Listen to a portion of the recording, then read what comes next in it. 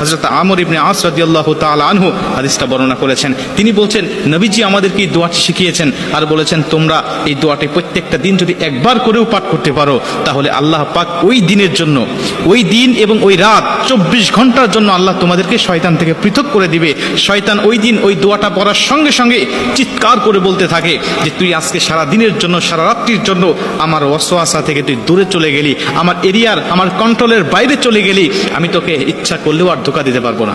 এজন্য প্রত্যেকটা মুমিনের উচিত হবে এই দোয়াটি শিখে নেওয়া এবং প্রত্যেকটা দিন একবার হলেও পাঠ করা।